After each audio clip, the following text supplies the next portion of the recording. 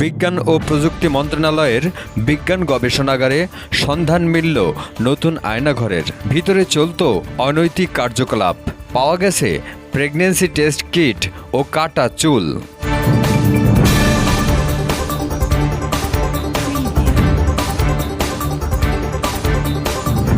গোপন ঘরের অবস্থান রাজধানীর সায়েন্স ল্যাবের DRICM ভবনের 4র্থ তলায়।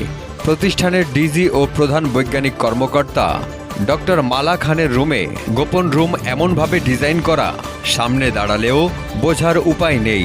এ রুমের অন্যতম পাল্টা প্রতিষ্ঠানটির উপদেষ্টা রবীন্দ্র রায় চৌধুরী। নাগরিকের অনুসন্ধানে বেরিয়ে এলো নতুন এই রোমান্টিক আয়না ঘরের খবর। মানুষের জীবনমান সহজীকরণের জন্য বিজ্ঞানের অবদান অতুলনীয়। প্রতিদিন নতুন নতুন গবেষণাগারে আসে মানুষের মুক্তির নিত্য নতুন সমাধান। এমনই একটি প্রতিষ্ঠান Bangladesh difference institute for chemical measurement. সবার কাছে প্রতিষ্ঠানটি DRICM নামে পরিচিত। এই প্রতিষ্ঠানের প্রধান মালা খানের নামে দুর্নীতির অভিযোগ বহু পুরনো। তার নিয়োগ থেকে গবেষণা ও PhD জালিয়াতি প্রকল্পের টাকা আত্মসাতের খবর হজম করেছে। এরপর ছিল বহাল তবিয়তে, কিন্তু এবার যেন সেই অভিযোগ সবকিছু ছাড়িয়েছে। প্রতিষ্ঠানের শখানেক বৈজ্ঞানিক কর্মকর্তা কর্মচারীর অভিযোগ মালা খানের বিজ্ঞান চর্চা নিয়ে, আর এজন্য আলাদা একটি গোপন কক্ষ তৈরি করেছেন তিনি। পিয়ন থেকে বৈজ্ঞানিক কর্মকর্তা সবাই বিষয়টি আওয়াজ করলেও ভয়ে এতদিন কেউ মুখ খোলেনি। তবে আওয়ামী লীগ সরকারের পতনের পর পরিস্থিতি পাল্টায়। আন্দোলন শুরু হয় তার পদত্যাগের সঙ্গে। সন্ধান মিলে সেই রহস্যময় গোপন কক্ষের, যার দেখা পাওয়া যায়নি গত 4 বছর ধরে। অবশেষে সন্ধান মিলে, আর তা যেন বলিউডের সিনেমার মতোই রোমাঞ্চকর। প্রতিষ্ঠানের শখানেক কর্মকর্তার সঙ্গে আমরাও উপরে যাই। মালা খানের এই অপরাজিতা নামের এই কক্ষে প্রবেশ করেও আমরা বোকা বনে যাই। সবাই বলেছে রুমটির কথা শুনেছেন, কিন্তু দেখেননি কখনো। কি আছে সেই রহস্যময় রুমে? ভিতরে প্রবেশ করে আমরা দেখতে পাই একটা খাট, 2টি বালিশ আর বিছানা। সরিষার তেল কোন কাজে ব্যবহার হয়েছে তাও বোঝা যাচ্ছে।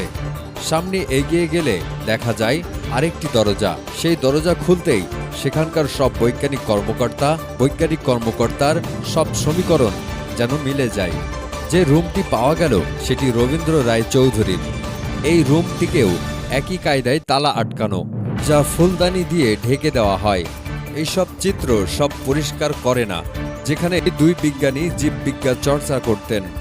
আবার মালা খানের রুমের দিকে দরজার সামনে তার পারিবারিক ছবি এমনভাবে সাজানো, যা দেখে বোঝার উপায় নেই ভেতরে একটি দুর্ভেদ্য রুম রয়েছে। ড্রয়ার খুলে যেন বিষয়ের শেষ নেই। অনৈতিক কার্যকলাপের আলামত। প্রেগন্যান্সি টেস্ট কিট, যা একেবারেই পারিবারিক বিষয়। বক্সে রাখা সাদা চুল, যা রবীন্দ্র রায় চৌধুরীর বলে মালা খানের সহকর্মীরা দাবি করেছেন। গোপন রুমের এই গবেষণার শুরুটা পুরনো ভবনে। এক বাথরুমের 2টা দরজা, তার 2 পাশে 2 বিজ্ঞানীর গবেষণাগার। বেশ কয়েকবার যোগাযোগ করা হলে তিনি ফোন কেটে দেন, আর রবীন্দ্র রায় চৌধুরীকে ফোন করলে তিনি ফোন রিসিভ করেননি। এ বিষয়ে বিজ্ঞান ও প্রযুক্তি মন্ত্রণালয়ের সচিবের সঙ্গে কথা হয়। তিনি ঘটনা শুনে অবাক বনে যান। এ বিষয়ে মন্তব্য করতে রাজি না হলেও তিনি খতিয়ে দেখার কথা বলেছেন।